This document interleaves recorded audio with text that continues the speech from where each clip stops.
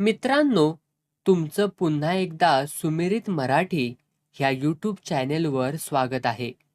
आजची कथा सुरू करण्यापूर्वी जर कोणी ह्या चॅनेलवर पहिल्यांदाच आले असाल आणि अजूनही सबस्क्राईब केले नसेल तर नक्की सबस्क्राईब करा. धन्यवाद. तर प्रश्न एवढाच आहे की एकाच वास्तूतले लोक सातत्याने बेपत्ता होत असतील तर त्याला काय म्हणायचं? योगायोग तर नाहीच. मोजून 4 कुटुंब आतापर्यंत नाहीशी झालीत. हा योगायोग कसा असेल? अपहरण?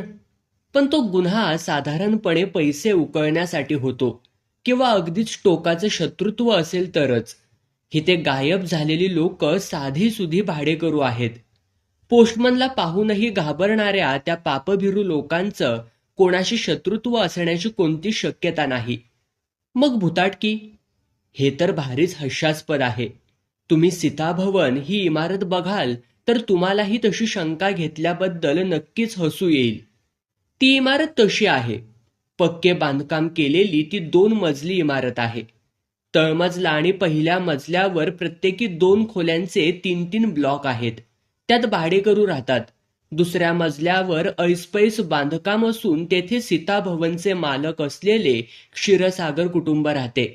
अगदी रस्त्याला खेटून असल्याने दिवसभर या इमारतीच्या प्रत्येक खोलीत भरपूर सूर्यप्रकाश, हवा आणि धूळ असते.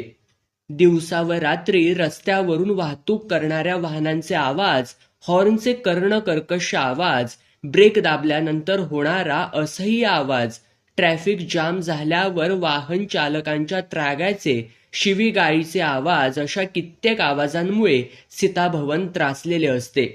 आता विचार करा, अशा गैरसोयीच्या जागी नांदायला कोणत्या भूताला हो आवडेल? जुने पडके वाडे, विहिरी, पिंपळ, वृक्ष, बखळी आदी सोयीस्कर व निवांत जागा सोडून सीताभवनमध्ये ती कशाला कडमडतील? गैरसोय असलेल्या जागी हटकून राहायला जाणं हा मानवी स्वभाव आणि त्याहून अधिक नाईलाज आहे. बाजारपेठेपासून जवळ, वर माफक घरभाडं आणि मुख्य म्हणजे भाडेकरूंच्या संसारात अजिबात लुडबुड न करणारे घरमालक असा सुखाचा त्रिवेणी संगम झाल्याने सीताभवनवर भाडेकरूंच्या उड्या पडतात. पण मग आतापर्यंत बेपत्ता झालेल्या 4 कुटुंबातल्या 12 जणांचं काय झालं असावं? त्यांची बेपत्ता होण्याची वेळही निश्चित नाही. कुणी रात्री, कुणी सायंकाळी, काही तर चक्क पहाटे, तर एक कुटुंब भर दुपारी गायब झालं. अगदी नेसत्या कपड्यानिशी आणि घरातले सामान सोडून. हाच प्रकार बड्या कुटुंबाच्या बाबत घडला असता तर काय काय घडलं असतं? न्यूज चॅनेलचे कॅमेरे त्या इमारतीवरती अक्षरशः पहारा लावून दर सेकंदाचे अपडेट्स दाखवत असते. कुठे गेले ते लोक? अशा मथळ्याच्या बातम्यांनी वर्तमानपत्राची पाने रंगली असती. पोलिसांचे वाभाडे काढले असते. शहराला लष्करी छावणीचं स्वरूप आलं असतं. पण इथे तर सर्वत्र शांतताच होती. जणू काही घडलंच नव्हतं. सामान्य माणसाचे अस्तित्व असले काय आणि नसले काय दोन्ही सारखंच. त्या इमारतीतले 3 जीव मात्र तळमळत होते. जयेश क्षीरसागर त्या इमारतीचा मालक, उषा क्षीरसागर जयेशची पत्नी, सीता तथा सीताक्का म्हणजेच जयेशची मावशी. क्षीरसागर कुटुंबातले हे 3 सदस्य. त्यात हा चौथा अशरीरी घटक समाविष्ट झाला होता. आधी चिंता, मग भीती, भय त्या कुटुंबाला व्यापून राहिलं होतं. पहिली काळजी एखादा दिवस उजाडेल आणि त्या दिवशी भाडेकरूंप्रमाणे आपलेही कुटुंब पाहता पाहता नाहीसे होईल. दुसरी चिंता, भाडेकरू बेपत्ता, मालक मात्र शाबूत, लोकांनी भलताच संशय घेतला तर. तिसरी फिकीर, बेपत्ता व्हायचे नसेल तर काय करावे लागेल. आणि अखेरचं भय, सीताभवनमध्ये नेमकं काय शिरलंय? धडाधड माणसं गिळंकृत करणारं, आपल्या पाशवी ताकदीने होत्याचं नव्हतं करणारं, अगदी लहान लेकरांचीही दया न येण्याइतपत निष्ठुर, क्रूर. नैवेद्यासाठी जिवंत माणसं हवी असलेलं हे दैवत आहे की कोपिष्ट झालेल्या पूर्वजांचे अदृश्य संबंध रूप, की इतस्ततः भटकणाऱ्या एखाद्या अतृप्त आत्म्याला सीताभवनची वाट सापडली होती. तिथल्या रहिवाशांचा भोग त्याला रुचकर वाटला होता. त्यातल्या त्यात सीताक्का काहीशी सुखी होती. एकतर म्हातारपण आल्याने तिच्या संवेदना काहीशा बोथट झाल्या होत्या. तरुण वयातच तिनं प्रियजनांच्या मृत्यूचे इतके आघात सोसले होते की तिला मृत्यूविषयी फारशी भीतीच वाटत नसे. आई वडिलांवाचून पोरका झालेल्या जयेशला तिनं फुलासारखा सांभाळला होता. स्वतःला अकाली वैधव्य आल्यानंतर मिळालेली सर्व संपत्ती जयेशला देऊन ती मोकळी झाली होती. माय मरो आणि मावशी जगो ही म्हण तिने सार्थकी करून दाखवली होती. तिच्या मायेची पुरेपूर परतफेड जयेश आणि उषा करीत होते. त्या इमारतीला सीताक्काचे नाव देऊन त्यांनी आपलं प्रेम व्यक्त केलं होतं. फारशी भीती वाटत नसली तरी तिला जयेशची मात्र चिंता भेडसावत होती. सीताभवन मधल्या त्या विचित्र प्रकाराने झोप उडालेल्या जयेशला पाहून तिची झोपही अंतर्धान पावली होती. रात्री बेरात्री जयेश उषाच्या बेडरूम मधला पेटता दिवा पाहून ती अस्वस्थ होत होती. आताशी कुठे संसारात रुळू पाहणारी ती अजाण पाखरं, हा काय भोग नशिबी असावा त्यांच्या. आपल्या मायेच्या पंखाखाली वाढलेला जयेश, त्याच्या संसारात मनापासून रमलेली उषा. आवाज, स्वतःचं म्हणणं मांडण्यासाठी निसर्गाने मानवाला दिलेली सर्वात सुंदर देणगी. अवघी दुःख, निराशा, व्यथा, वेदना, विवंचना केवळ एखाद्या गीताच्या सुरेल लकेरीनं नाहीशा होतात. ओंकाराचा मंगलध्वनी नवी ऊर्जा प्रदान करतो. लहान मुलांचे बोबडे बोल सर्व चिंता विसरायला लावतात. पण प्रत्येक आवाज दिलासा देणारा असतो का? नक्कीच नाही. सीताभवनच्या खालच्या मजल्यावर तसलाच आवाज सीताक्काच्या कानावर येत होता. काहीतरी खसफसत होतं, करवादत होतं, विवळत होतं. त्या आवाजातली वेदना, आक्रोश कुणाच्या तरी कानी जावा अशी त्या पीडिताची किंवा आणखी जे काही असेल त्याची इच्छा दिसत होती. तो आक्रोश खरा होता की ते मायाजाल निर्माण केलं होतं? स्वतःपर्यंत सावज खेचून आणण्यासाठी त्याने आवाजाचे ते आमिष दाखवलं होतं. मेंदूतून बाहेर पडणाऱ्या त्या प्रतिक्रियेची नोंद घेण्याचं भान सीताक्काला राहिलंच नाही. उत्सुकतेनं तिच्या विवेकावरती मात केली. अंथरुणावरून ती धडपडत उठली. विस्कटलेली साडी ठीकठाक करून तिने पायात चपला अडकवल्या. आवाज न येऊ देता हळुवारपणे दार उघडून ती जिन्यावरून खाली येऊ लागली. कितीही प्रयत्न केला तरी वेडी वाकडी पावलं पडल्यानं तिच्या चपलांचा आवाज जिन्याच्या त्या अरुंद पोकळीत घुमत होता. एक एक करीत तिनं त्या मजल्यावरच्या सर्व खोल्यांचा कानोसा घेतला. आपल्या वास्तव्याने त्या निर्जीव वास्तूत चैतन्य खेळवणारे जीव बेपत्ता झाल्याचा शोक करीत असल्यागत त्या खोल्या मौन होत्या. त्यांना बाहेरून लावलेली कुलूपं तशीच होती. कुठे कसलाही आवाज नव्हता. त्याचा अर्थ स्पष्ट होता. सीताक्काला भास झाला होता. उत्सुकता नैराश्यात बदलल्याने सीताक्का जड पावलं टाकीत पुन्हा वरच्या मजल्याकडे जाण्यासाठी वळली. 5-6 पायऱ्या चढली असेल नसेल तोच पुन्हा कुणीतरी खसपसलं. यावेळी तो आवाज काहीसा स्पष्ट होता. शेजारी बसून कानाला तोंड लावून काहीतरी रहस्य सांगावं तशी ती कुजबुजत होती. ते जे कोणी होतं त्यांच्यात आणि आपल्यात फार अंतर नाही हे सीताक्काला कळून चुकलं. फक्त एक झडप घालण्याचा उशीर. सीताक्का मटकन खाली बसली. आश्चर्य म्हणजे त्या मरणाच्या भीतीवेळीही तिची उत्सुकता कायम होती. तिचे कान त्या कुजबुजीतला शब्द टिपून घेत होतं. बालिश आवाजात ती बडबड चालली होती. ए दादा, कसं बनवलं त्या आजीला? नको रे, मला नाही आवडत म्हाताऱ्या लोकांना त्रास द्यायला. अरे पण आपण कुठे त्रास दिला? गंमत तर केली. हे म्हणे गंमत केली. ती वरून येताना जिन्यात पडली असती तर तुलाच पाप लागलं असतं आणि आईने चांगलं ठोकून काढलं असतं तुला. दादा, पण आई कुठे गेली रे? आणि बाबांचाही पत्ता नाही. हवं तर मारू दे तिने मला, पण तू शोधणारे आई बाबांना. काही वेळ मुसमुसण्याच्या आवाजांनी ती पोकळी भरून गेली. ए चल, आपण शोधूया परत आई बाबांना. पण तू प्रॉमिस कर, पुन्हा आजसारखा त्रास देणार नाहीस कोणाला. प्रॉमिस दादा. पण आई बाबांना लवकर शोधशील ना रे? हो ग, चल आता. ही कुठून जातील आता?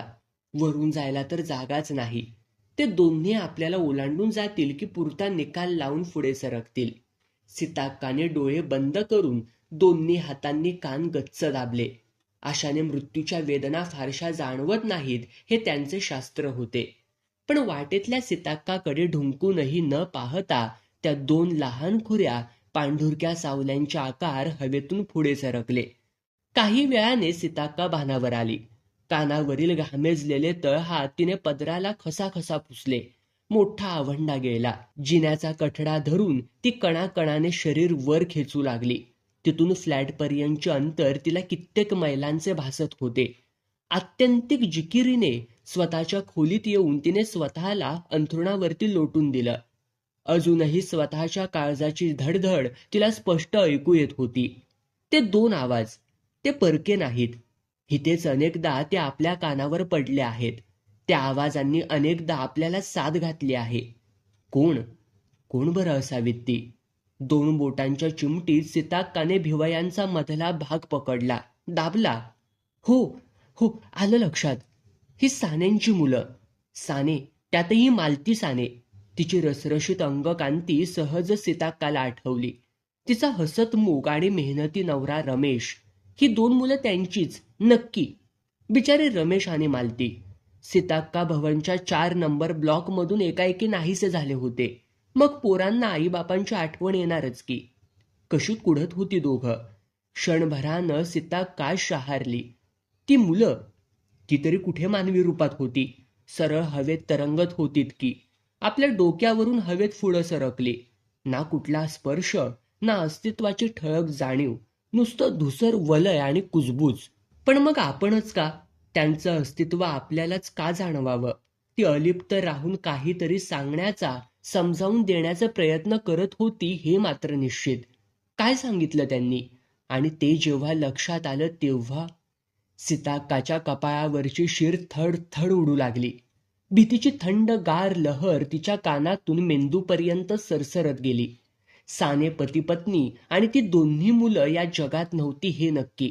पण आईबाप कुठे गेलेत हेही त्या निष्पाप जीवांना जीव जाईतोपर्यंत कळलं नव्हतं. मृत्यूनंतरही ती बालकं आईबापाचा शोध घेत होती. त्या उलगड्याने डोकं पार शिणलं तेव्हा सीताक्काच्या पापण्यांवर झोप रेंगाळली. तो वरती फटफटलं होतं. सीताक्काची सून उषा नवी वस्त्रे लेऊन जाण्याच्या तयारीत होती. अर्धवट गुंगीची तार डोळ्यांवर असलेली सीताक्का काही क्षण पडून राहिली. मोठ्या कष्टाने तिनं किलकिल्या नजरेनं पाहिलं. नुकतेच धुतलेले केस मोकळे सोडलेली उषा ओणवी होऊन तिच्याकडे बघत होती. अद्याप अर्धवट ओले असलेले तिचे केस सीताक्काच्या चेहऱ्यावर घासत होते. तेवढ्या स्पर्शानंही सीताक्का शहारली. उषा, तू इथे? अगं काय झालं, अशी का बघतेस?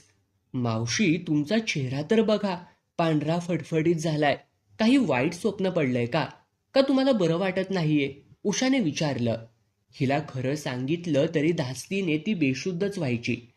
आधीच ते दोन्ही जीव चिंतेत आहेत, त्यात रात्रीच्या त्या प्रकाराची भर कशाला हवी? सीताक्का विचारात पडली. काहीशी थांबून म्हणाली, काही नाही ग, रात्री झोपच येत नव्हती बघ. पहाटे डोळा लागला. तू आटोप बाकीचं, मी झोपते आणखीन थोडा वेळ. बरं, हो, आणखी एक नवा भाडेकरू मिळालाय. नवाच संसार आहे.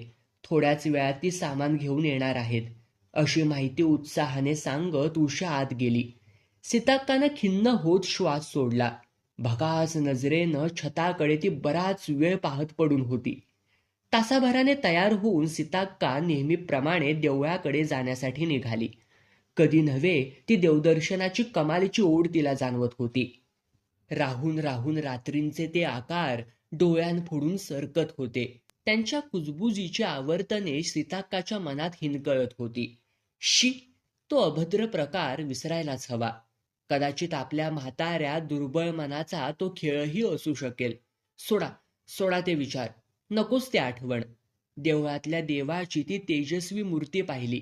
तिच्या पायांवर डोकं ठेवलं की सर्व काही सुरळीत होईल. सीताक्का मनाला पुन्हा पुन्हा बजावत होती. विचारांच्या त्या खेळात ती शहराच्या मुख्य वस्तीपासून कितीतरी लांब येऊन पोहोचली. तिची वाट सरत नव्हती. रोजचे देऊळ कधीच मागं पडलं होतं. हा भाग तिला नवखा तरी तिथे येण्याची आजवर तिला गरज भासली नव्हती. ही वाट चुकीची आहे. हे तुझं इस्पित स्थळ नाही. तू स्वतःला संकटात टाकते आहेस. फिर, मागे फिर. धोका, धोका, धोका. तिचं मन तिला कळवळून सांगत होतं. पण शरीराचं काय? पाय थांबायलाच तयार नव्हते. डोळे भिरभिरत कसला तरी शोध घेत होते. हालचालीत नवा जोश संचारला होता. चालता चालता त्या रस्त्याच्या डावीकडे सीताक्काची नजर वळली. डोळे बारीक करीत तिनं त्या दिशेचा वेध घेतला. तिच्या नकळत डोळ्यांत चमक आली होती. तिचे पाय आपसुकच त्या दिशेला वळले. एका लहानखुऱ्या भग्न वस्तूच्या पडझडत्या कळसावर ती जीर्ण फाटकी पताका फडकत होती. मूळच्या बांधकामापासून कधीच विलग झालेल्या दगडांच्या पायऱ्यांजवळ सीताक्का उभी राहिली तेव्हा उन्ह चढली होती. तिनं पायातून चपला काढल्या आणि पायाजवळ नजर जाताच ती आपादमस्तक शहारली. तिची सावली कुठेच दिसत नव्हती. सीताक्काने मदतीच्या अपेक्षेने आजूबाजूला पाहिलं. त्या वास्तूच्या दोन्ही बाजूंना पाहून तिचे काळीज लक्क दिशे हललं. त्या वास्तूलाही सावली राहिलेली नव्हती. स्वतःच्या नकळत सीताक्का दगडावर चढून त्या वास्तूच्या सुरुवातीच्या भागात उभी राहिली. ते उद्ध्वस्त झालेलं देऊळ होतं. खरं तर देऊळ कसलं, कारण तिथे कुठल्याही देवाची मूर्ती नव्हती. वरकरणे आकार देवालयाचा असला तरी तिथल्या देवासोबत तिथलं मांगल्य पावित्र्य नाश पावलं असावं. गाभारा काळ्या भोर अंधाराने भरला होता. ज्या कुणी त्या राऊळाचा विध्वंस केला होता त्याची दहशत अद्यापही कायम असावी. त्याच्या भीतीने अगदी वटवाघुळेही तिकडे फिरकली नव्हती. वर्षानुवर्ष साठलेल्या धुळीचे थर सभामंडपात होते. जगात जे जे म्हणून अशुभ अभद्र असेल ते तिथे वास्तव्यास असल्यासारखं जाणवत होतं. आणि अशा जागी सीताक्का भर दुपारी येऊन उभी राहिली होती. कोणत्याही उपासनेला तिथे जागा नव्हती आणि उपासना तरी कशाची करणार. प्रतीक म्हणून मूर्ती नव्हती. मूर्तीला प्रमाण मानून म्हटले जाणारे मंत्र नव्हते. पूजाविधी नव्हती. कशाचाही विधिनिषेध नव्हता. निर्गुण निराकाराची प्रार्थना करण्याचं कोणतेच उपचार नव्हते. चुकूनही मांगल्य निर्माण होणार नाही याची पुरेपूर काळजी कुणीतरी घेतली होती. सातत्याने होणारी प्रार्थना, पूजा, मंत्रघोष, उपासना साध्या मूर्तींनाही अलौकिक सामर्थ्य प्रदान करतात. दैवतांची निर्मिती अशीच होत असते, पण तशी कोणतीच तजवीज तिथं नव्हती. सीताक्का हळूहळू भारावल्यासारखी पुढे सरकत होती. गाभाऱ्याबाहेर ती थबकली. तिथल्या मिट्ट काळोखात काहीतरी सुरू होतं, नजरेला न जाणवणारं, पण 6व्या इंद्रियाने निश्चितच नोंद घ्यावी असं काहीतरी. सीताक्काने डावा हात यंत्रवत पुढे केला. त्या अंधाराला कापत तिची बोटं ते दान घेण्यासाठी पुढे सरसावली, एकमेकांना जुळली. काही क्षणात तिनं हात मागे खेचला, पण तोवर उशीर झाला होता. काळोखातलं दान अचूक पडलं होतं. तिच्या हातावर दही भाताने भरलेला द्रोण होता. तो फेकून धावत सुटावं असं तिला तीव्रतेनं वाटू लागलं, पण ती तसूभरही सरकली नाही, सरकू शकली नाही. पदराखाली तो प्रसाद घेऊन सीताक्का त्या वास्तूबाहेर पडली तेव्हा तिच्या डोळ्यात पाणी तरळत होतं. परतीचा मार्ग कमालीच्या गतीने कापला गेला. सीताभवनच्या अंगणात उभ्या राहिलेल्या सीताक्काने उसासा सोडला. हळुवारपणे ती पायऱ्या चढून आली. नव्या ब्लॉकमध्ये सामान रचणारी भाडेकरू तिला सामोरी गेली. तुम्ही सीताक्का ना? मला उषाताईंनी सांगितलं मघाशी. नमस्कार करते हां, असं म्हणून ती सीताक्काच्या पायांवर वाकली. तिच्या अंगाला हळदीचा वास अद्यापही येत होता. तिला आशीर्वाद देताना सीताक्काचा गळा दाटून आला. सुखी राहा पोरी, हा प्रसाद आणलाय तुम्हा दोघांसाठी. कल्याण होईल हो तुझं, असं म्हणत सीताक्कानं प्रसादाचा द्रोण तिच्या हाती दिला. कृतार्थ नजरेनं सीताक्काकडे पाहून ती खोलीत परत गेली. स्वतःच्या खोलीवर पोहोचताच सीताक्का जवळजवळ कोसळलीच. तिच्या डोळ्यांतून आसवांचे लोट बाहेर पडू लागले. सीताभवनचा 3 नंबरचा ब्लॉक. नव्या नवलाईचा संसार थाटण्यासाठी ती अधीर होती. मोजकी पण लख्ख घासलेली भांडी तिनं नीटनीटकी लावली. एकुलत्या एका कपाटात कपडे सुरेखरित्या रचले. पलंगावर फ्लॉवर प्रिंटचं बेडशीट व्यवस्थित बसवलं. फरशी आधीच घासून पुसून उजळली होती. सगळं आवरून झाल्यावर ती निवांत न्यायला बसली. स्वतःशी गुणगुणत अर्धा तास सचैल स्नान केल्यावर तिचा थकवा पळाला. आरशासमोर उभी राहून ती केस विंचरू लागली.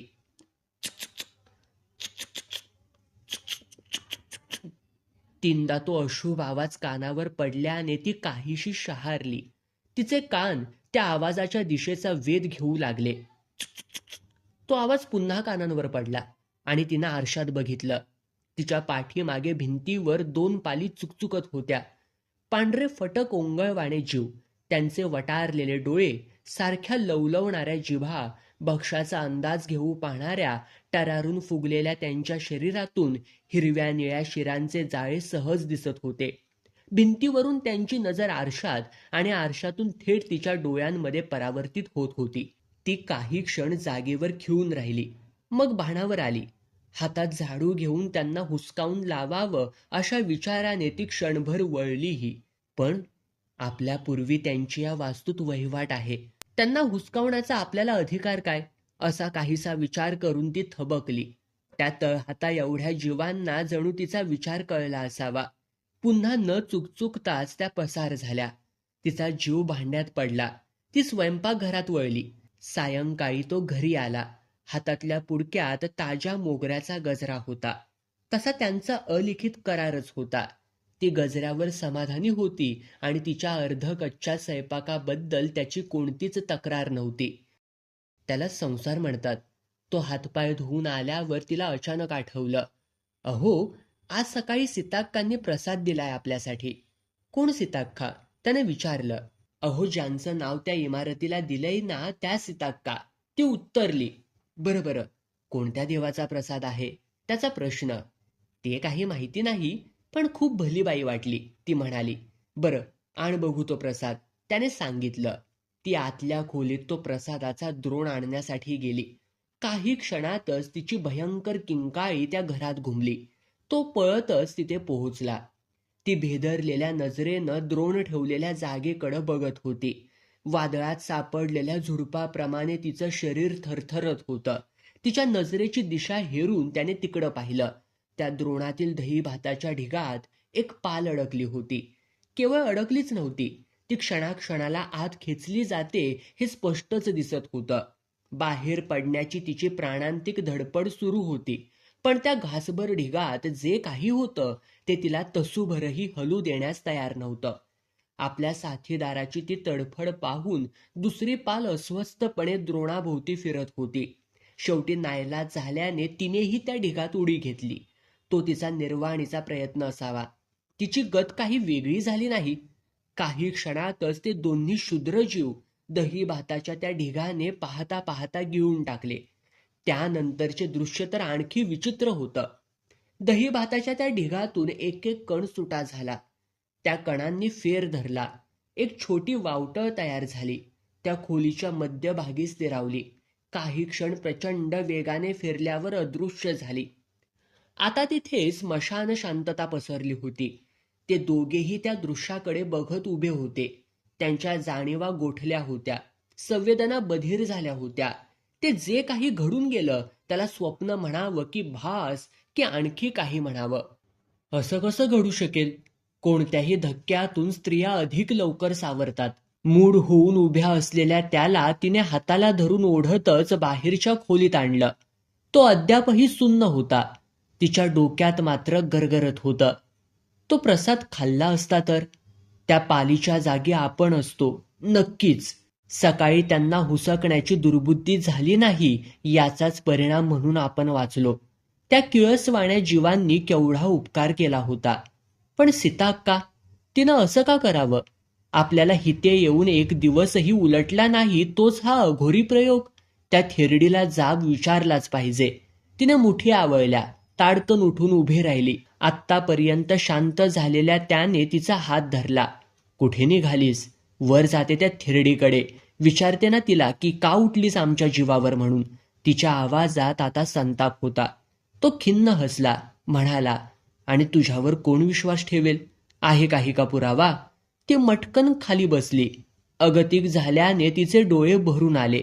पण मग करायचं तरी काय? इथून निघून जाऊ? काहीच नाही, सावध राहायचं. इतकी मोक्यावर आणि स्वस्तातली जागा कुठे मिळणार आहे दुसरीकडे? थोडी कळ काढावी लागेल. तिनं आणखी काही केलं म्हणजे आपल्याला. मी म्हणालो ना की सावध राहायचं. तू फक्त काळजी घे. त्यानं समजावलं. त्याच्या खांद्यावर मान ठेवून ती रडू लागली. त्याने आणलेला गजरा कधीच चुरगळून गेला होता. मध्यरात्र झाली. सीताभवनच्या मजल्यावर सीताक्काच्या खोलीचं दार हळूच उघडलं. सावकाश पावलं टाकीत सीताक्का बाहेर पडली. तिच्या चेहऱ्यावर कमालीची खिन्नता पसरली होती. काळ्या कुट्ट ढगाआड चंद्र बेपत्ता झाला होता, अगदी सीताभवनच्या भाडेकरूंसारखा. भोवताली पसरलेल्या गर्द अंधारात तिने नजर फेकली. आणखी किती पापं करून घेशील माझ्या हातून? त्यापेक्षा मलाच का संपवत नाहीस? घे माझा घास आणि सोडव मला. तूही मोकळा हो. आता नाही बघवत मला. मुक्त कर मला. ती बेभानपणे पुटपुटत होती. त्या मिट्ट काळोखात कुणीतरी हसल्यासारखं वाटलं. निराशेनं मान हलवत ती जिना उतरून खाली गेली. 3 नंबरच्या ब्लॉकमध्ये सामसूम जाणवत होती. तिचा चेहरा आणखी कोमेजला. ती जिना चढू लागली. पाठीमागे येणाऱ्या 2 सावल्यांकडे तिचं लक्ष गेलं नाही.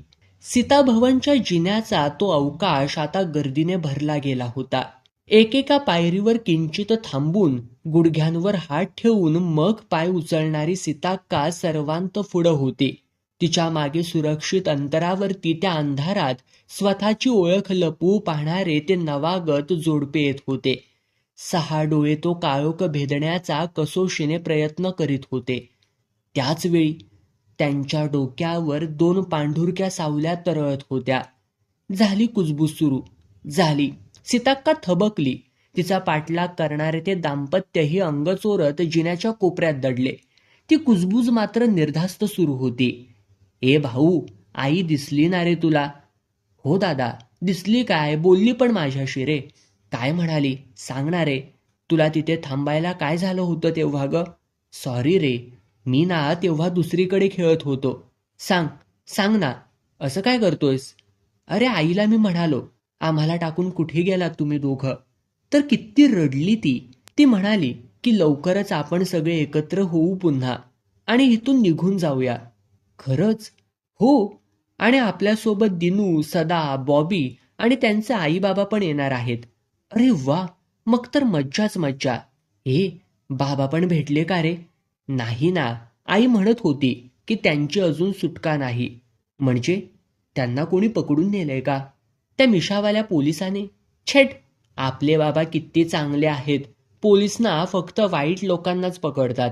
बरं, तू कुठे गेला होतास? श्श, कोणाला बोलू नकोस. ही हितल्या आजी ना बरीच दुष्ट दिसते.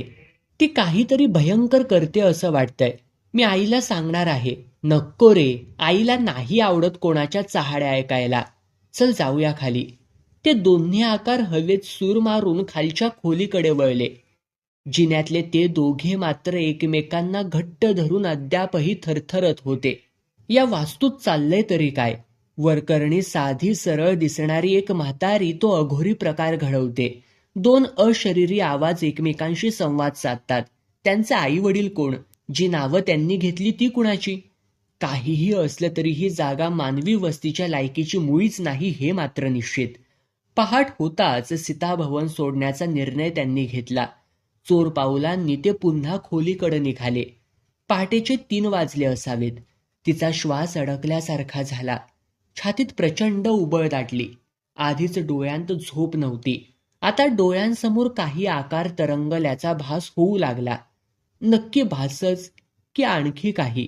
मेंदू ताळ्यावर असला की भ्रम आणि सत्य यामधला फरक तपासता येतो. मगाशी जिन्यातले ते दृश्य पाहून मेंदूची विचारशक्ती कुंठित झाली होती. आपण त्या दृश्यातून बाहेर पडलो की नाहीत? या खोलीत, या बिछाण्यात आपण पतीच्या शेजारी आहोत, हितपर्यंतची सुस्पष्ट आठवण तिला होती. पण मग तसे असेल तर? समोर सीताक्का का उभी आहे? तिच्या डोळ्यांत अंगार पेटला आहे. संतप्त चेहऱ्यावरच्या सुरकुत्यांमध्ये आवळलेल्या हिरव्या गार शिरा दिसताहेत. ती दोन्ही हात पुढे करून चालत येते. तिच्या तोंडातून जणू ठिणग्याच बाहेर पडताहेत. मूर्ख पोरी, इतक्या सहज या भवनामधून बाहेर पडता येतं का?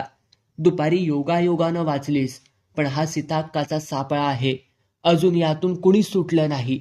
हे सैतान घर आहे. सैतान घर. खास रक्ता मांसाचा नैवेद्य मिळावा म्हणून बांधलेलं. तुला काय वाटलं? तुम्ही विचार कराल आणि पळाल सुद्धा? इथून सुटका नाही. मरेपर्यंत सुटका नाही. सीताक्काचे दोन्ही हाताचे पंजे तिच्या नाजूक मानेत गाडले. त्या पंजाचा आकार किती हिडीस होता. कुजलेली पण तीक्ष्ण नखे, खोबणी बाहेर येऊ पाहणारे डोळे. भयातिरेकाने तिने डोळे मिटून किंकाळी फोडली. त्या ब्लॉकमधली शांतता ढवळली गेली. कुणीतरी गपकन खांदे धरले तिचे. तिने डोळे उघडले. तिचा नवरा विचारत होता, काय ग, काय ग, काय झालं? तिनं फक्त मान झटकली. ती नखशिखांत घामानं भिजली होती. त्याच वेळी त्या खोली बाहेर उभ्या सीताक्काने निराशेने भोवताली बघितलं. आणखी काय काय घडेल कोण जाणे, असं म्हणत तिने दोन्ही हात हवेत उडवले. त्या काळोखात तिच्या मागे कुणीतरी कुचकट हसत होतं. त्याच्याकडे एकदा तुष्यतेने बघून सीताक्का पुन्हा जिन्याकडे वळली. सर्वच आवाज मानवी इंद्रियांच्या कक्षेतले नसतात. त्यांची जाणीव होण्यासाठी काही निकष असतात. तुमचं मन संस्काररहित असावं ही त्यातली प्रमुख अट. मग तुम्ही बरंच काही ऐकू शकाल, अगदी सहन न होण्याच्या पलीकडे सुद्धा. सीताभवनच्या रिकाम्या ब्लॉक्समध्ये तसाच कोलाहल सुरू होता. झालेल्या अन्यायाची दाद मागितली जात होती. आर्जव सुरू होती. पिसाटलेल्या सुरात काही जण विव्हळत होते. त्यांना धीर देऊ पाहणारे आवाजही होते आणि ते पुन्हा पुन्हा झिडकारले जात होते. सूर वेगवेगळे असले तरी तडफड मात्र एकच होती. सर्वांना मुक्ती हवी होती. त्या लहान खुऱ्या वास्तूच्या अवकाशातून प्रत्येकाला स्वतंत्र व्हायचं होतं. पाशवी अभिलाषेने जखडून ठेवलेल्या त्यांना मुक्ततेचा आनंद घ्यायचा होता. त्या सुटकेसाठी ते सर्वजण तळमळत होते. त्या मोबदल्यात स्वतःचे अकाली संपलेले अस्तित्वही विसरण्यास त्यांची तयारी होती. कधी येईल तो क्षण, हीच का गोंधळाची विचारणा होती.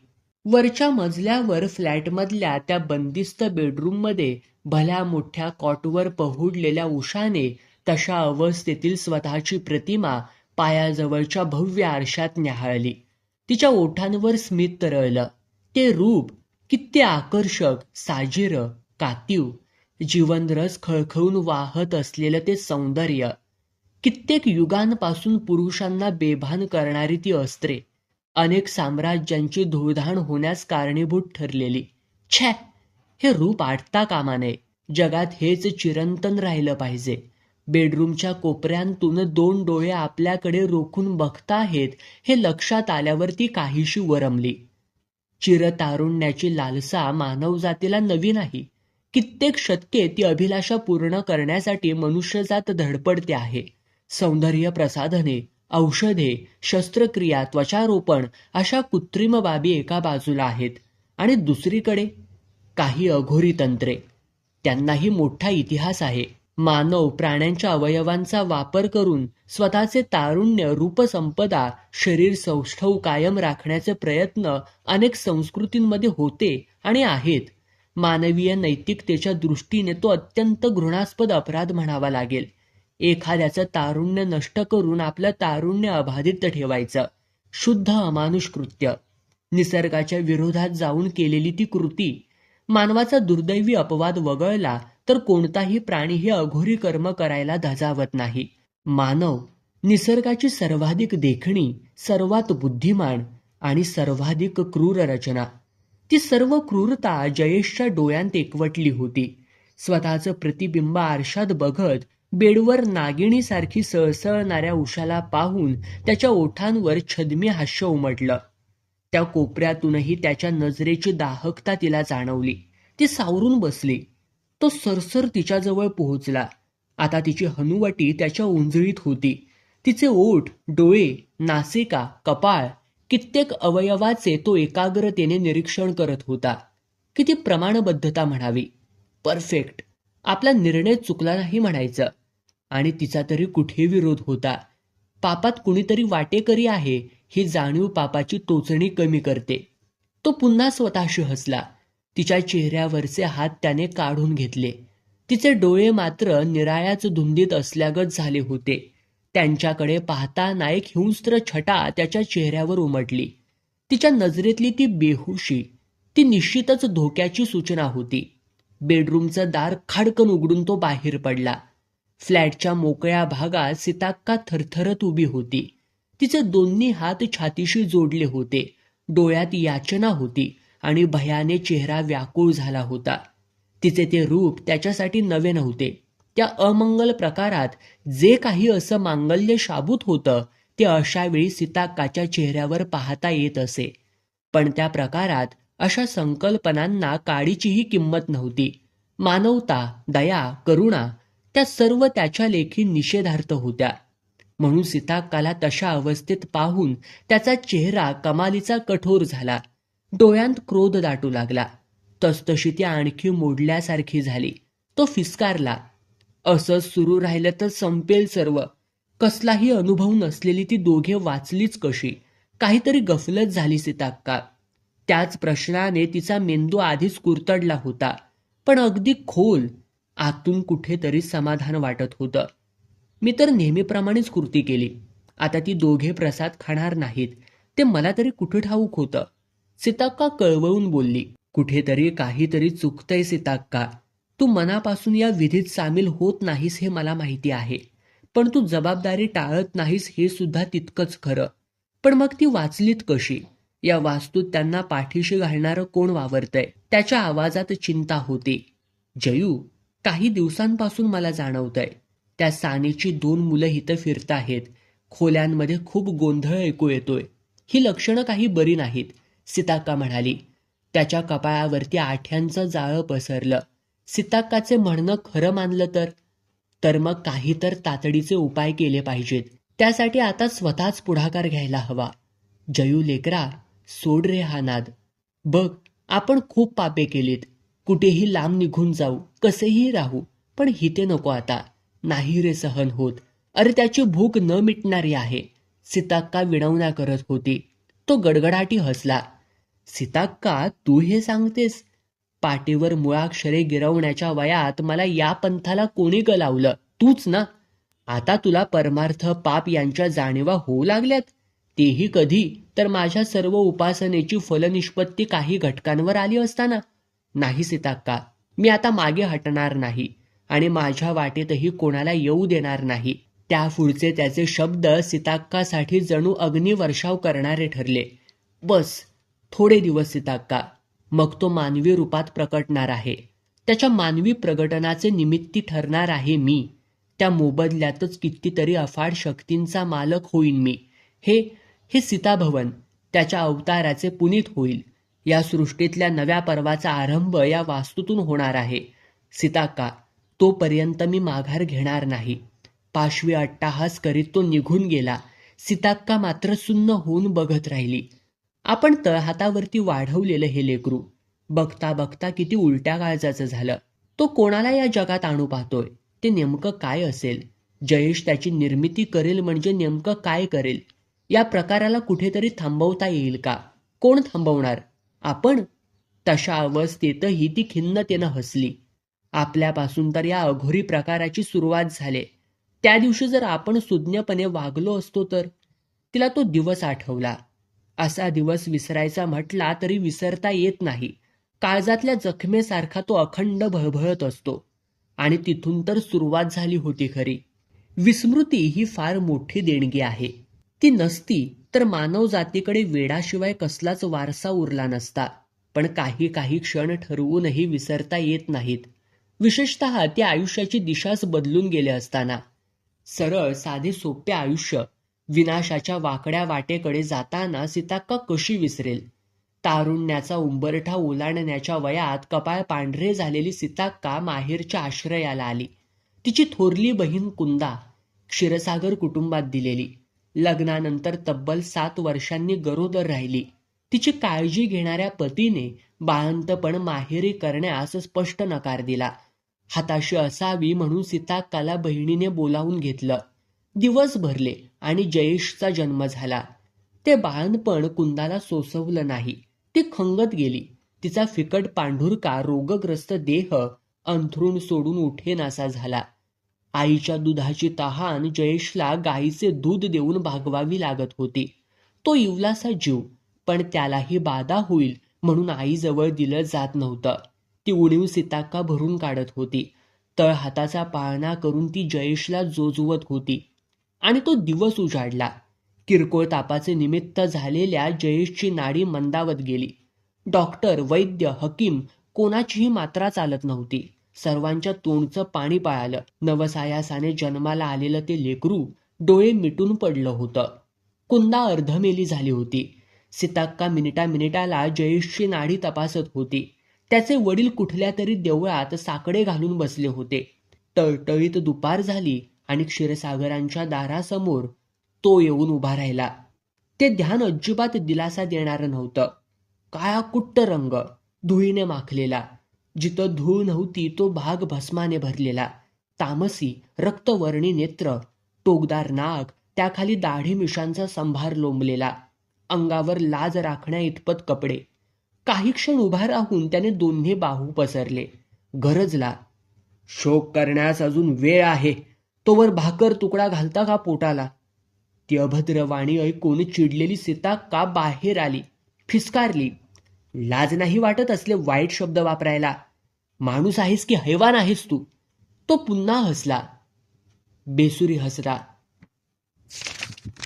आत्ता हैवान म्हणते शूद्रे? काही वेळाने माझ्या पायावर लोळण घेशील. जा आधी घरात, त्या पोराची नाडी बघ. सीताक्का घाबरून घरात पळाली. तिने पाळण्यातल्या जयेशला चाचपलं. जीव कंठाशी आला. जीभ कोरडी पडली. ओठ सुकले. जयेशचा बाळसेदार देह थंडगार झाला होता. नाडी लागत नव्हती. त्याला कुशीत घेऊन ती अंगणात आली. त्याच्या धूळ भरल्या राकट पायांवर तिने लोळण घेतली. महाराज, महाराज, चूक झाली माझी. क्षमा करा या चांडाळणीला. हे लेकरू वाचवा हो, हे लेकरू वाचवा. तो आता मंद हसत होता. म्हणत होता, जो आलाय त्याला जायचंच आहे. मग वेळ कोणतीही असो.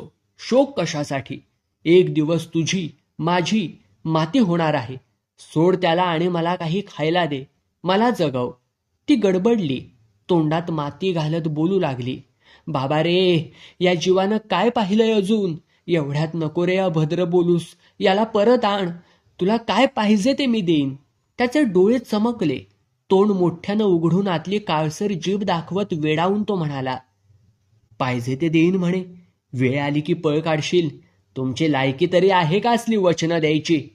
तू फक्त एकदा संधी दे रे जोगड्या. मी मागे हटणार नाही. सीताक्का फणकाऱ्याने बोलली. बघ, विचार कर, मग मागे सरकता येणार नाही तुला. तो सावधपणे एक एक शब्द बोलत होता. ती जाळ्यात येत होती. अजिबात नाही हटणार मागे. वचन देते, वचन देते. ती अभावितपणे बोलून गेली. वचन? हे असं? ही तुमची पद्धत झाली. आमच्या पद्धतीने वचन घे. मग तू म्हणालीस तरी तुला वचनभंग करता येणार नाही. आहेस का तयार? त्याने अखेरचा फास टाकला. ती पूर्णतः कह्यात गेली होती. हो हो, तू म्हणशील तसं. पण आता लगेचच ह्या लेकराला जिवंत कर. सीताक्काने विनवणी केली. मी कोण जिवंत करणारा? आपल्याला त्याच्या दरबारात जावं लागेल. त्याने दया केली तरच ते शक्य होईल. येतेस का? त्यानं डोळं बारीक करून विचारलं. दरबार?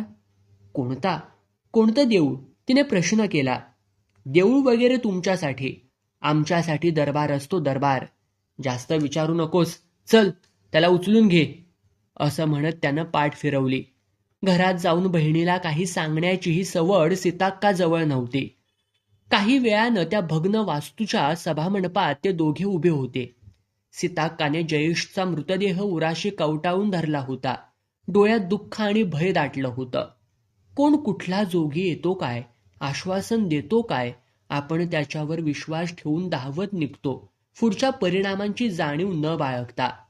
पण आता सर्वच वाटा बंद झाल्या होत्या. परत फिरता येणार नव्हतं. ती बारकाईनं त्याच्या हालचाली न्याहाळत होती. त्या वास्तूच्या काळोख भरल्या गाभाऱ्यासमोर तो सीताक्काला ओढत घेऊन गेला. एक हात तिच्या कपाळावरती ठेवून दुसऱ्या हाताने त्याने स्वतःच्या गळ्याची शिर गच्च दाबून धरली. विचित्र आवाजात तो आवाहन करू लागला. युगानुयुगे देव मानणाऱ्यांची निराशा दूर करणाऱ्या आमच्या दैवतांनो, आज पुन्हा एक त्रस्त स्त्री तुमच्याकडे आली आहे. तिच्या पाखंडी लबाड देवांनी एक नवजात मूल मरण पंथाला लावला आहे. तिचा भ्रमनिरास झाला आहे. अंधारात राहून सर्वांची दुःखे हरण करणाऱ्या उग्र स्वामींनो, त्या मुलाला जीवदान देण्याच्या मोबदल्यात ती आपल्या प्रथांचा निर्वाह करण्याचं वचन देते आहे. तुम्ही तिची याचना कबूल करता का? हे रुधिर मांस भक्षणप्रिय आसुरी शक्तींनो, कौल द्या, कौल द्या, कौल द्या. गळ्याची चिमटी सोडून त्याने हात वर घेतला. करंगळी खालचा मांसल भाग दातांनी ओरबाडून काढला. रक्ताची तीव्र धार उसळली.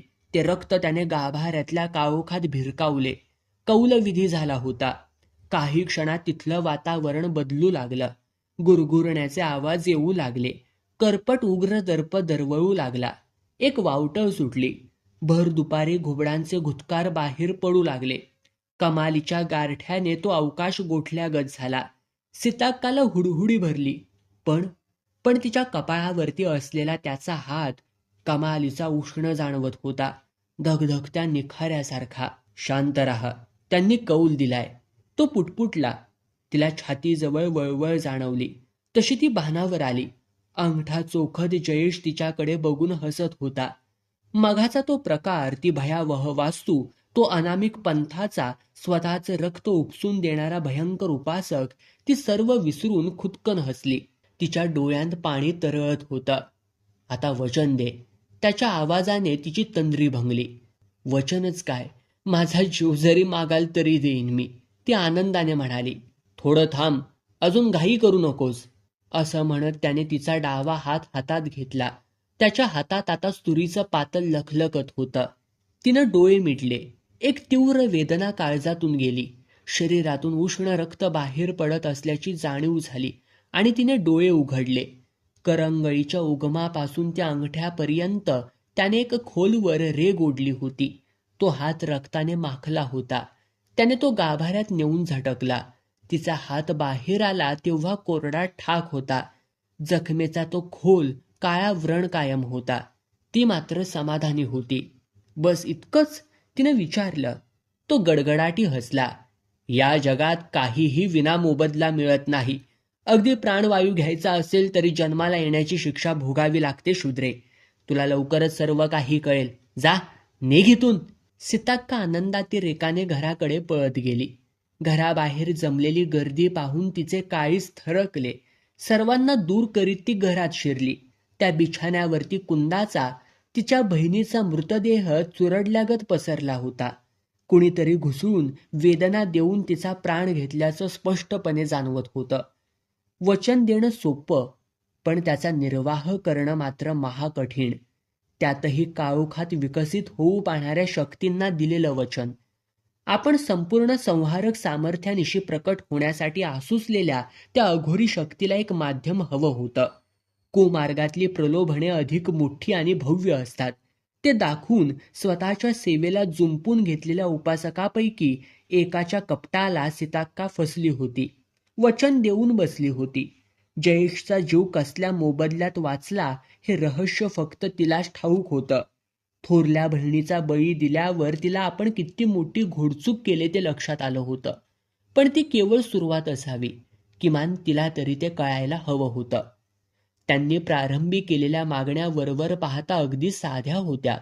बळीसाठी एखादा पक्षी, एखादा प्राणी, विशिष्ट तिथींना जयेशला घेऊन रात्री बेरात्री त्या भग्न वास्तूत जाणं, तिथला विधी उरकणं, कधी थोड्याफार रक्ताची मागणी पूर्ण करणं. त्यात तिला काही वावगं वाटत नव्हतं. चूक कळण्यासाठी दरवेळी ठोकर बसावी असे गरजेचं नसतं. काही वेळा त्यासाठी जीवाचं मोल द्यावं लागतं. त्या घटनेनंतर सीताक्काला जाणीव झाली, आपण भयंकराला निमंत्रण दिलंय आणि ते आता 24 तास तिच्या आजूबाजूला वावरत होतं, तिच्यावर नजर ठेवून होतं. जिवंत मानवी स्वरूपात, जयेशच्या रूपानं. होय, तो निरागस मानवी जयेश त्या दिवशीच नाहीसा झाला होता. आता शिल्लक होता तो अमानवी शक्तीच्या संपूर्ण नियंत्रणात असलेला जयेशचा चालता बोलता देह. सीताक्का वगळली तर त्याच्या उगमाचा कोणताच साक्षीदार त्याला नको होता. त्यातून त्याचे वडील. त्यांना जयेशच्या बदललेल्या स्वरूपाची चाहूल लागली असावी. त्याशिवाय त्यांनी सीताक्कावर पाळत ठेवण्याचा मूर्खपणा केला नसता. त्याची शिक्षाही त्यांना भोगावी लागली. वेळाच्या भरात त्यांनी गळफास लावून जीव दिला. तुळईला लटकलेला, जीभ बाहेर आलेला तो मृतदेह. खोबणी बाहेर येऊ पाहणारे त्यांचे डोळे जर कुणी नीट पाहिले असते तर त्याला ते निश्चितच जाणवलं असतं. काहीतरी भयानक, अमानवी पाहिल्यानंतरची भीती त्या डोळ्यांत होती. आता जयेशला रान मोकळं होतं. संपत्तीची दलात नव्हती. ती कुठून येते याची विचारणा करणारं कोणी नव्हतं. दिवसभर स्वतःला कोंडून घेणारा जयेश रात्रभर टक्क जागा असायचा. त्याचा वामाचार वाढतच होता. सीताक्काची काळजीही वाढत होती. त्याला हवी असलेली उपासनेची ती अघोरी साधनं, त्यांची पूर्तता करताना ती मेटाकुटीस आली. यापुढे आपण काहीच आणून देणार नाही असं तिनं निक्षून सांगितलं. तो काहीच बोलला नाही, फक्त खांदे उडवून हसला. दुसऱ्या दिवसापासून तिथं किळसवाण्या वेशातील लोकांची ये-जा सुरू झाली. त्यांच्या खांद्यावर मळकटलेल्या उग्र घाणेरड्या वासाच्या गोण्या, त्यांच्या सदोदीत भकभकणाऱ्या चिलमी, त्यातील गांजाचा दर्प त्या वास्तूचा अगदी उकिरडा झाला होता. एकदाच तिनं सोक्ष मोक्ष लावायचा प्रयत्न केला, तेव्हा तिचे दोन्ही हात धरून जयेशने समोर बसवलं. त्याची नजर पाहताच ती थक्क झाली. हा इतका मोठा बदल आपल्या ध्यानी कसा आला नाही? त्याच्या डोळ्यांतली बुबुळे पांढरी फेक झाली होती. उर्वरित पांढरी जागा काळी भोर होऊन चमकत होती. तो त्या साधनेच्या चरमसीमेजवळ पोहोचला होता. त्याचा आवाज किती थंड, बर्फाची सुरी काळजात खुपसावी तसा. सीताक्का, नीट समजून घे, यातून तुझी सुटका नाही. मी केवळ निमित्त मात्र आहे. त्याला वचन देणारी तू होतीस. तू नेहमीच त्याला जवळ हवीस. तसा करार केलायस तू. हिथून जाऊ पाहशील तर तुला भयंकर यातना होतील आणि त्यातून सोडवण्यासाठी तुला मृत्यूही येणार नाही. जर देहाने तू स्वतःची दुर्दशा बघत तडफडशील. हे शब्द ऐकून ती काय समजायचंय ते समजले. पश्चातापाचे अश्रू तिच्या डोळ्यांतून वाहू लागले. स्त्रियांचे अश्रू. काय नाही घडवलं त्यांनी? साम्राज्य उद्ध्वस्त केली, महाकाव्यांना प्रेरणा दिली, कितीतरी युद्धे लढवली, कित्येक बळी घेतले. सीताक्काच्या अश्रूंनीही नक्कीच परिणाम केला. त्याची उपासना काही दिवस बंद झाली. मूळची वास्तू पाडून त्या जागी नवी इमारत उभी राहिली. तिच्या सर्व अभद्र आठवणी त्या ढिगाऱ्याखाली गाडल्या गेल्या, मातीसोबत वाहिल्या गेल्या. वय झालंच होतं. घराणं नामांकित होतं. घरात लक्ष्मी मुक्त संचार करत होती. जयेशचा विवाह जुळण्यात कुठलंच विघ्न आलं नाही. सीताक्का तिला ओवाळत होती नि तिची नियती खदखदून हसत होती. जयेश उषाची सर्वतोपरी काळजी घेत असल्याचं पाहून सीताक्का निवांत झाली होती. जे घडून गेलं ते अभद्र अरिष्ट आता टळलं.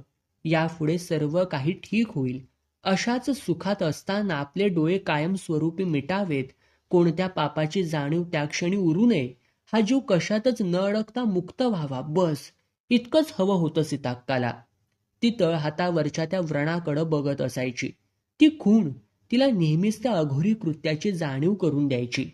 पण अलीकडे ती टोचणीही बोथट होत चालली होती. अशातच एकदा ती एकटी असल्याची संधी साधून जयेश तिच्या खोलीत आला. त्याच्या चेहऱ्यावर कमालीचा आनंद पसरला होता. त्याला पाहून सीताक्काचा चेहराही फुलला. तो म्हणाला, सीताक्का, आजवर तू, मी, आपण जे काही केलं, करत होतो, त्या सर्वांचा शेवट होणार आहे. तू खूप झटलीस ग. काय केलं नाहीस माझ्यासाठी? तुझे उपकार कशानेच फिटणार नाहीत. आणि काही क्षणातच तो स्पुंधून स्पुंधून रडू लागला. सीताक्का कावरीबावरी झाली होती. एवढ्यात हसणारा जयेश रडतोय का? आणि ही निर्वानिर्वीची भाषा कशासाठी? जयेश लेकरा, आज झाले तरी काय रे तुला? नीट सांग राजा, असं म्हणत तिने आपल्या दोन्ही तळ हाताच्या उंजळीत धरून त्याचा चेहरा वर उचलला. त्याची नजर पाहून ती चरकलीच. ते पांढरे धोप बुब्बुळ आणि चकचकीत काळ्या पार्श्वभूमीचे डोळे अतीव तेजाने लकाकत होते. त्यापेक्षाही त्याच्या तोंडून बाहेर पडलेले ते शब्द तिचे काळीज भेदून गेले. सीताक्का, तो येण्याची वेळ झाली. जन्म. सृष्टीचा व्यवहार नियमित राहावा म्हणून निसर्गाने अनंत काळापासून सुरू ठेवलेली प्रक्रिया. निर्मात्याला अतीव काळा सोसूनही निर्मितीचा आनंद देणारी घटना. हे सृजन म्हणूनच नेहमी स्वागतार्ह राहिलं आहे. पण त्याची गोष्ट निराळी होती. तो संकर असणार होता. मानवी आणि अमानवी वृत्ती, शरीर रचना आणि बुद्धिमत्तेचा संकर. त्याचा आगमनाचा हेतू मात्र निश्चितच मानवी नसणार. सीताभवनच्या त्या वास्तूतून तो फैलावणार होता. महाभयंकर रोगाच्या साथीसारखा. कित्येक शतके त्या क्षणाची वाट त्याने पाहिली असावी. मानवी रूप घेऊन मानवांना गुलाम करायचे की सर्वत्र संहार उडवून द्यायचा, की आणखी काही निराळं कृत्य, त्याचा उद्देश अद्याप ठाऊक नव्हता. जन्मापूर्वीच जयेशला त्याच्या होऊ घातलेल्या जैविक पित्याला नियंत्रणात ठेवणारा तो त्याच्याकडून संभावणाऱ्या विनाशाची नुसती कल्पनाही भयप्रद होती. सीताक्का विचार करून थकली.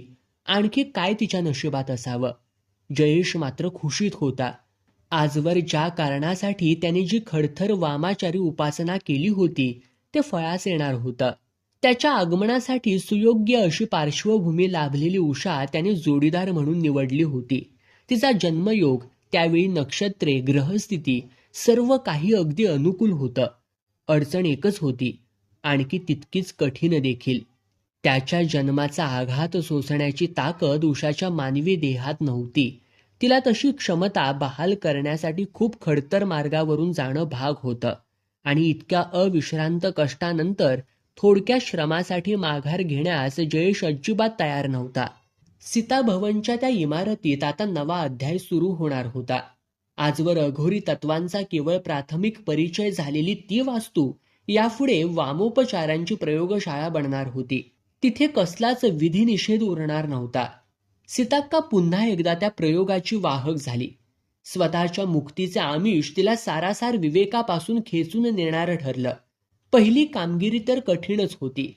उषाला सत्य कळू न देता या विधीत सामील करून घेणं भाग होतं.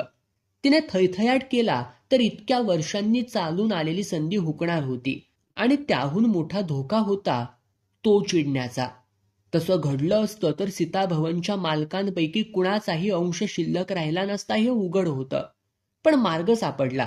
स्वतःच्या सौंदर्याला कमालीचं जपणारी उषा, तिनेच तो रस्ता दाखवला. केवळ चिरतारुण्यच नव्हे तर त्यासोबत सौंदर्यही कायम राहील हे आमिष उषाच काय पण कोणत्याही स्त्रीला मोहात पाडणारं ठरलं असतं. एकदा मोह शिरला की मग विवेकबुद्धी कुलपात बंद होते. त्या लोभापोटी सर्व काही विधी उरकण्यास उषा तयार झाली. ते कडूजार काढे, अमंगल पदार्थांचे धुपारे, रात्रीबेरात्री चालणारे विचित्र विधी, ती घाणेरड्या द्रव्यांची स्नाने, संपूर्ण शरीरावर रेखाटल्या जाणाऱ्या त्या अगम्य आकृत्या, ते नको नकोसे विकृत चाळे, ती मधूनच वैतागत होती. हा तर पहिलाच टप्पा होता.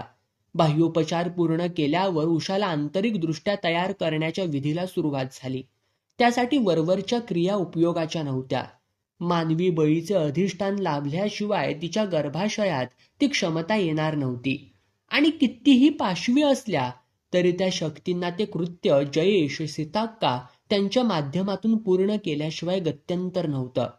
अघोरी उपासना केली असली तरी सरळ मुर्दे पाडण्या इतका जयेश निश्चितच निर्ढावलेला नव्हता. अडचणी फक्त सन्मार्गावरच असतात असं नाही. कुमार्गाच्या वाटेतही खूप काटे असतात. फरक इतकाच की सारासार विवेक वगैरे भानगडी नसल्याने तिथे त्या लवकर निकाली निघतात. बळी हवे होते. विवाहित दाम्पत्यांचे बळी, गृहस्थाश्रमाच्या वाटेवरील पांथस्थांचे बळी. ते सावज सहज मिळू शकेल असं ठिकाणही फार दूर नव्हतं. सीताभवन, तिथल्या ब्लॉकमध्ये राहणारी जोडपी, हमरस्त्यावर घर मिळाल्याने स्वतःला भाग्यवान मानणारी, सीताक्काच्या पांढऱ्या केसांचा मान राखणारी. मग तो बेत शिजला. शरीराच्या अंतर्भागाशी संपर्क झाल्याबरोबर त्याचा इहलोकाशी असलेला संबंध तोडणारा तो प्रसाद, त्या सैतानी शक्तींचे आश्रयस्थान असलेल्या भग्न देवळातून मिळणारा तो पदार्थ, त्याची शक्ती परमासुरी होती. मानवी देह त्याच्या भौतिक आकारासोबत विरघळून टाकणारी, पण आत्म्याला कुठेही मुक्त न होऊ देणारी. त्यांची विविक्षित संख्या पूर्ण झाली की एक छोटासा उपविधी, मग यथोचित सांगता होणार होती. पुढचं काम अगदी सोपं झालं.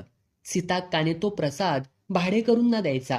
त्यांच्या मुलाबाळांची विल्हेवाट जयेशचे साथीदार कापालिक लावत.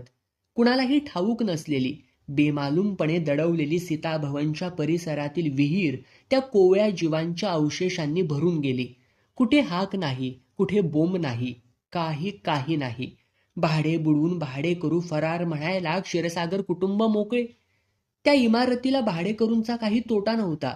ते येणार होते आणि नाहीसे होणार होते. हे सर्व अबाधित, अखंडित सुरू राहिलं असतं तर.